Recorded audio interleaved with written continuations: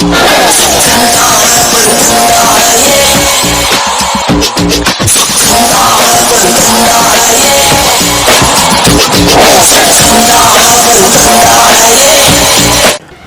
वालेकुम, आप देख रहे हैं नुमान खोखर यूट्यूब चैनल। आज की इस वीडियो डॉन ऑफ लाहौर में हम हनीफ उर्फ हनीफा का जिक्र करेंगे, जो कि लाहौर का टॉप 10 बदमाश था और इस पर मुख्तलिफ नौयत के बेशुमार मुकदमात दर्ज थे। इसको ज़िंदा या मुर्दा पकड़ने का इनाम हुकूमत पंजाब की तरफ से 20 लाख रुपए था। इसकी दुश्मनी लाहौर में मुख्तलिफ ग्रुपों से थी और इसने लाहौर में बहुत से अफराद को कत्ल किया था, जिसमें लाहौर का मशहूर नाम बिल्ला ट्रक्का वाला भी शामिल है और नवीद सईद इंस्पेक्टर, जिसने इसे पकड़ने में अहम किरदार अदा किया था, उसकी तफसीलात भी आप इस वीडियो में जान पाएंगे।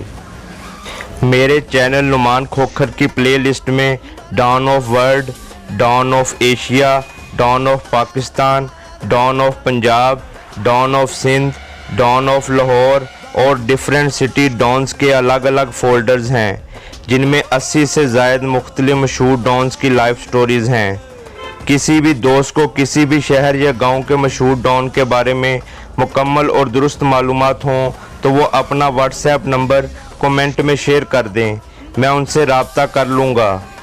वीडियो शुरू करने से पहले अगर आपने मेरा channel Numan Khokhar subscribe, like और शेयर नहीं किया तो इसे सब्सक्राइब कर लें और बेल का बटन दबा दें ताकि आपको नई आने वाली वीडियोस मिलती रहें। तो आइए वीडियो शुरू करते हैं। ईद मोहम्मद उर्फ ईदू, जो कि लोहारी लाहौर के रहने वाले थे और बढ़ई का काम करते थे, इनकी अराई बरादरी थी। इनके 5 बेटे थे, जिनमें हनीफ उर्फ हनीफा अपने वालिद के साथ काम सीखने लगा। बाद में हनीफ उर्फ हनीफा सऊदी अरब चला गया, जहां पर यह काफ़ी अरसा रहा। हनीफा ने पाकिस्तान आने के बाद जुर्म की दुनिया में कदम रखा। इस दौरान इसकी मुलाकात बिल्ला ट्रक्का वाला से हुई, जिसने हनीफ उर्फ हनीफा की मुकम्मल सपोर्ट की।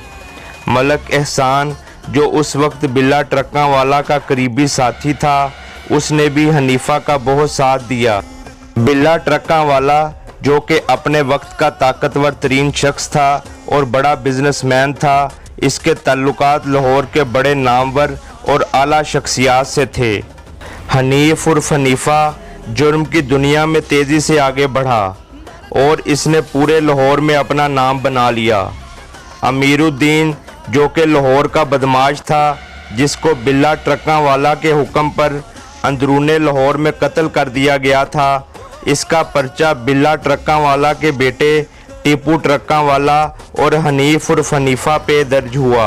बिल्ला ट्रक्का वाले ने अपना असर और रसूख इस्तेमाल करते हुए अपने बेटे टीपू ट्रक्का वाले को इस पर्चे में बेगुनाह करवा लिया, जबकि हनीफे को गुनाहगार ही रहने दिया।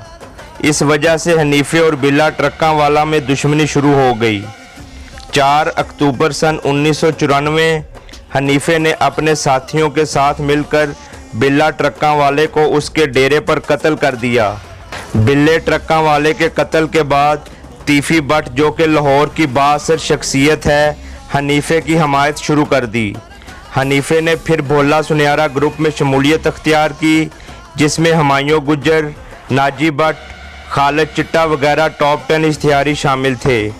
हनीफे की इस गैंग में शमूलियत से ये गैंग मज़ीद ख़तरनाक हो गया। हनीफ उर्फ हनीफे के जराइम की फहरिस्त बहुत लंबी है, जिनमें इसने एक्साइज इंस्पेक्टर को कत्ल किया, जिसके बाद एडवोकेट सईद और इनके भाई को भी एक गलत फहमी की बिना पर कत्ल किया। हनीफे ने शफीकाबाद में 2 नाचने वालियों को कत्ल करवाया। इसके अलावा और बहुत से कत्ल इसके खाते में हैं। हनीफा इसके बाद दुबई चला गया। बिल्ला ट्रक्का वाले का नवाज शरीफ और शहबाज शरीफ से बहुत करीबी ताल्लुक़ था, इसलिए बतौर वज़ीर आला पंजाब शहबाज शरीफ ने हनीफे के ख़िलाफ़ शिकायत का नोटिस लेते हुए इंस्पेक्टर नवीद सईद को सख्ती से हनीफे को ज़िंदा या मुर्दा पकड़ने का हुक्म दिया। पंजाब पुलिस की तारीख़ का मुतनाज़ा तरीन इंस्पेक्टर नवीद सईद जेलम के रहायशी रिटायर्ड सूबेदार मोहम्मद सईद का बेटा था। ये 11 बहन भाई थे और इनका ताल्लुक़ वहाँ की मशहूर गुज्जर बरादरी से था। सन 1982 में आरफ हाई स्कूल धर्मपुरा से मैट्रिक किया और बाद में FA करने के बाद पुलिस में मुलाजमत अख्तियार की। मेजर मोहम्मद अकरम लाहौर पुलिस के उस वक्त सरबराह थे जिनकी नवीज़ सईद से अजीज़दारी थी। उन्होंने उस वक्त के AIG मुनीर डार से सिफारिश की और कबड्डी के कोटे पर नवीज़ सईद को सन 1984 में ASI भर्ती करवा दिया। नवीज़ सईद की शादी अपने मामू की बेटी से हुई जो कि बरतानवी शहरियत रखती थीं। इनकी 3 बेटियां और 2 बेटे हैं।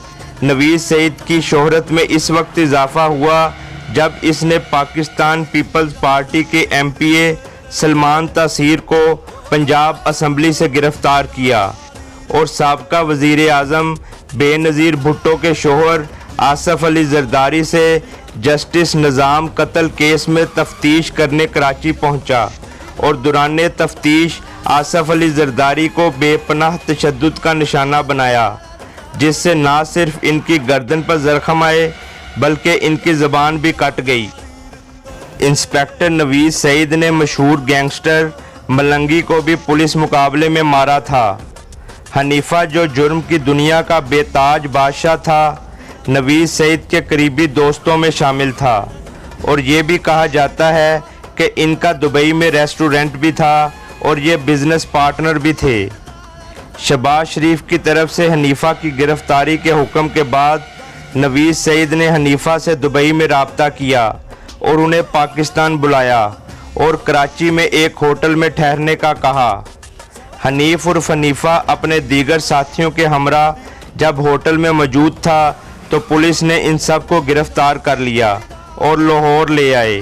अगले दिन पुलिस मुकाबले में हनीफा और इसके साथी मारे गए। अगरचा इस वक्त नवीज़ सईद पुलिस पार्टी में शामिल नहीं था। शफीक बाबा जो कि हनीफ उर्फ हनीफा का भाई था, नवीज़ सईद को धमकी दी कि इसने भाई बनकर मारा है और नवीज़ सईद को कत्ल करने की कसम खाई। शफीक बाबा ने नवीज़ सईद को कत्ल करवाने की बहुत कोशिश की मगर कामयाब ना हो सका। आखिरकार साबिक IG सिंध राना मकबूल ने शफीक बाबा का फ़ोन ट्रेस करके इसके पाकिस्तान आने की मालूमात हासिल कर लीं और तब एक दोस्त के ज़रिए इसे भी गिरफ़्तार करते ही मार दिया गया। बिला आखिर पुलिस मुकाबलों का माहिर और कई नामवर बदमाशों को हलाक करने वाला इंस्पेक्टर नवीज़ सईद रायविंड ज़मीन के तनाज़े में बाबर चौधरी के हाथों साथियों समेत कत्ल हो गया। चुदराहट, सियासी रंजिशें, ताकत का नशा और अना ऐसे अनासर हैं जो इंसान से उसकी समझ बूझ छीन लेते हैं। इंसान की मैं वो चीज़ है जिससे वो बड़ी से बड़ी दुश्मनी में भी कूद पड़ता है। वो ये चीज़ भूल जाता है कि उसकी मैं उसकी आने वाली नस्लों को किस अजाब में मुब्तला कर देंगी।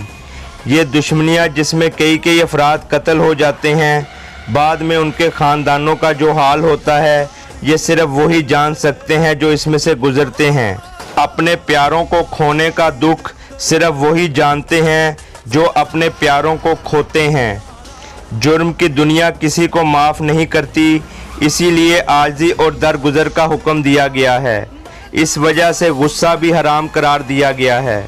हमें अपने अंदर बर्दाश्त पैदा करनी चाहिए और ऐसी बातों से इज्तनाब करना चाहिए जो किसी दुश्मनी का बायस बने। मेरा मकसद नौजवान नस्ल को जुर्म की दुनिया से बचाना है जिसमें वापसी का रास्ता नहीं होता और ज़िल्लत और रुसवाई ही उसका मुकद्दर बनती है। हमारा मुआशरा ऐसी बेशुमार दर्द भरी दास्तानों से भरा पड़ा है जिसमें दुश्मनियों की वजह से ख़ानदानों के ख़ानदान उजड़ चुके हैं, जिनमें से बहुत लोग कत्ल जबकि कातलों से जेलें भरी पड़ी हैं। कत्ल को एक लम्हे का पागलपन करार दिया गया है। कत्ल के पीछे नफ्सियाती अवामिल भी हो सकते हैं और किसी खित्ते की रवायात भी। इस एक लम्हे के पीछे कोई हादसा, वाक़या या कोई और ही ड्रामा होता है जिसके असरात अंदर ही अंदर काम कर रहे होते हैं। ज़िंदगी एक बार मिलती है, लिहाजा अच्छी और शराफत भरी ज़िंदगी गुजारनी चाहिए और दूसरों के काम आने की कोशिश करनी चाहिए। आप देख रहे थे नुमान खोखर यूट्यूब चैनल। उम्मीद करता हूं आपको वीडियो अच्छी लगी होगी। मेरा channel Numan Khokhar subscribe, like और शेयर करना ना भूलें और बेल का बटन ज़रूर दबाएं ताकि आपको नई आने वाली वीडियोज़ मिलती रहें। इसके साथ ही मुझे इजाज़त दें। अल्लाह हाफिज़।